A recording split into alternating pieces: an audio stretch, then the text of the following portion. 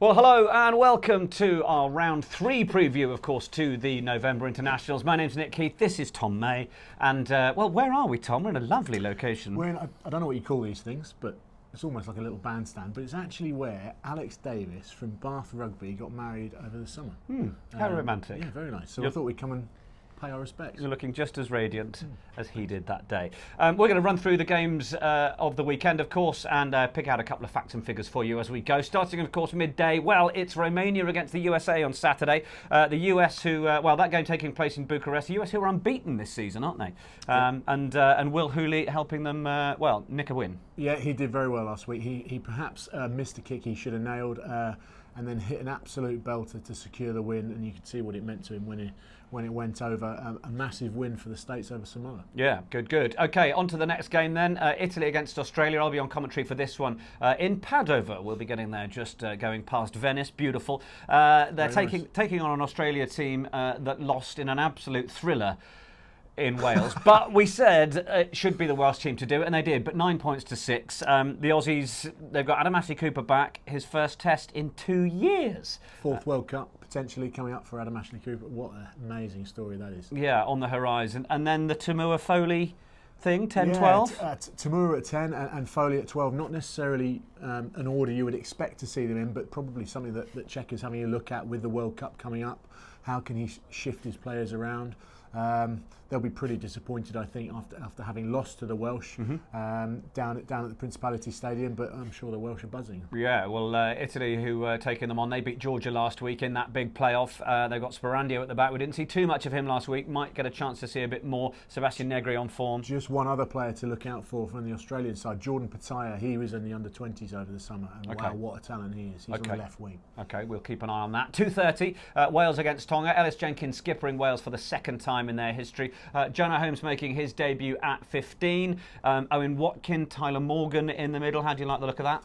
Yeah, not as much as I like the look of Davis and Parks, but I think it's an opportunity for some of those guys to get a run, isn't it? And for Gatland to try and understand how his squad is in terms of strength and depth. Really excited to see Jonah Holmes get a run at fullback. It's quite an interesting back three, isn't it? Steph Evans and Liam Williams. Yeah. Pretty spicy. Yeah, fair amount of pace. And of course, the sort of game after beating Australia for the first time in 10 years that Wales will conspire to lose, I imagine. 3 o'clock, England against Japan. Eddie Jones making 11 changes. Plenty of content on everything for rugby and across our channels over the course of the week from the England camp. Japan expected to kick a lot. They've got the likes of Utamura, Kenki on the wing that Eddie Jones is familiar with and knows. They're looking to play an open game. Which, sure, he said kinky. Yeah, that was a different conversation I think you had privately. But they're going to want to run a bit because they don't want to get involved in an upfront battle, do they? No way. They don't want to get sucked into anything like that. And I think an open, expansive game will be really interesting. It's going to be a great occasion, I think, for those going along to watch on Saturday. The difficult thing is for the English players, there's a lot of expectation that they're just going to run tries in from left, right, and centre. I don't think it's going to be like that. Yeah. No test matches like that. And it's going to be a good opportunity for some players to get a test of what English rugby's like. Yeah, and a test for Joe Singer and a midfield partnership of Lozowski and Noel.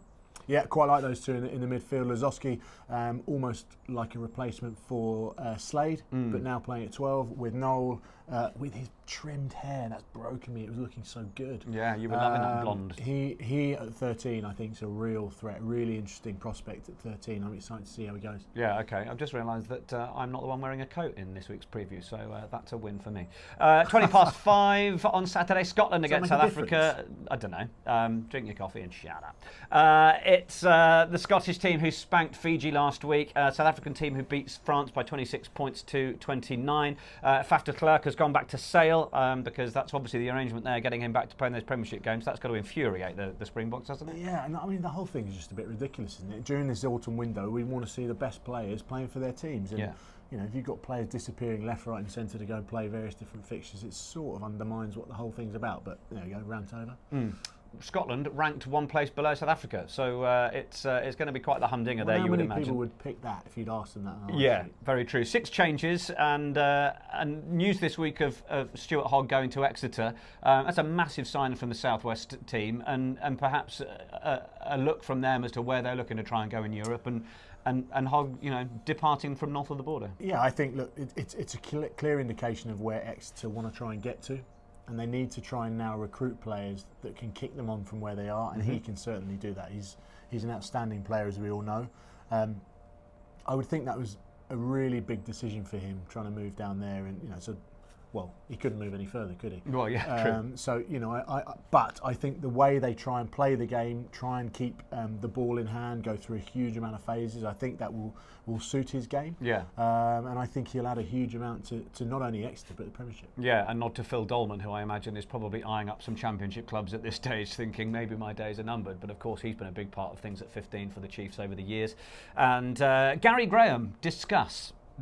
Well, I'm not going to say too much because I know his dad, and his dad's very, very frightening. Okay. I mean, whoever gives the best stash out, you go and change it, right? I think it's going to be slightly awkward for Gary Graham this week. Is it not? Surely, having gone into a Scotland squad, having said, I want to play for England, this, that, and the other. Yeah. And way back when, didn't he say? I'd love to beat the Scottish this weekend. Well, I'm not sure, but if he did, he's in real trouble. What a fool. But it's quite an interesting sort of situation, isn't it? It's quite difficult, I think, for any of us to sort of get our heads around unless you're in that situation. Yeah. I think there's a bit of that, isn't there, around Brad Shields. Not quite as blatant, having been in an England squad one year and then going and playing for another. I think squad. that almost is the issue, isn't it? You've seen them in the colours, you've seen them almost touching the turf, but actually never got picked in a squad and never got the cap. And look, hey, and that's the key point, right? He didn't get the cap, and he now so he was picked in a squad but didn't get the cap. Yeah, that's right. and he didn't get the opportunity to play, and now feels that he does have that opportunity to play, and international rugby is what it's all about. So, There we are. Try and sort that one out. Yeah, all right. 7 o'clock, Ireland against New Zealand. I mean, this is the really big one. Interesting chatting to a couple of ex-players recently. Lewis Moody and Ben Cohen will be showing a feature on a little look back to 2003 over the course of the next week or so. But Lewis wasn't talking very much, wasn't talking the Irish up very much. Seemed to think that it's going to be a fairly foregone conclusion that the All Blacks are going to bounce back from only scoring one try against England last week, and that the Irish could be in trouble. Crotty in for Sonny Bill Williams. Aaron Smith is going to become the most capped scrum half for the All Blacks, and Whitelock and Retallick, their 50th start together, breaking a record in terms of New Zealand rugby in that department as well. How do you see it going? Ireland, no Conor Murray, this sort of thing. Do you think this is one of those games where we're expecting too much and actually the All Blacks are going to turn up and monster them? Well, I think that game in Chicago, where it did go the Irish way, I think they were better set up then, the Irish, to try and turn over. Don't forget that I think they're missing Henshaw as well. So they're missing two massive players, and I think in any given day you have to have your best players. I'll be there in a minute. Yeah. You have to have your best players firing on all cylinders to get anywhere close to beating the All Blacks. Yeah. And yes, the All Blacks will be slightly disappointed last week, but I also think they'll put their hands up and say England and did pretty well. Yeah. But I can't see anyone but the All Blacks winning that game, to be honest. Yeah, okay. Not ideal news if you've Irish blood. 8:05 then, the last game of the weekend, France against Argentina. Two teams that are in England's group at Rugby World Cup 2019, so a chance to see how these two will get on. The two teams that arguably England will have their toughest games against. France make two changes. Fiku in for Doumerou. Yeah, check changes and changes. Fiku in for Doumerou and Uge in for Pinot. Argentina, they were within a point for up to an hour against Ireland before Ireland finally managed to put their foot on the throat. The Argentinians, they sort of become a team that we know are capable of anything between a 6 out of 10 and an 8 out of 10 game, but not often much more than that. No, and I think the inclusion that they've had in the Rugby Championship has developed their game somewhat, but it's also really put them on the back foot when it's come to their international rugby. I think those players playing over abroad, it was bringing into the Argentinian squad a lot of experience from different areas of world rugby, and I think that was helping the Argentinian side. Now, the Jaguares, they're basically the Argentinian team, aren't they? You Argentinian. Very good. Did Spanish at school. Yeah. I didn't actually. But it's not lending itself to having a better Argentinian team on the international front. So, True.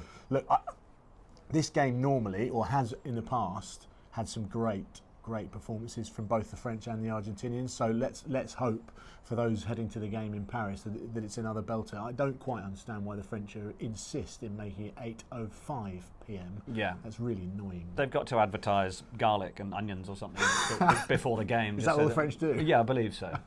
Maybe a bit of Vin Rouge as well. That's it. That's your weekend wrapped up. Thanks again to our content sponsor, Physique Management. If you are playing this weekend, make sure you follow the links that we're posting on our social posts to get yourself 10% off any physio supplies, taping kit, all that sort of stuff, injury prevention information. They've got it all for you. Enjoy your rugby. My thanks to Tom, and we'll see you for round 4 next week.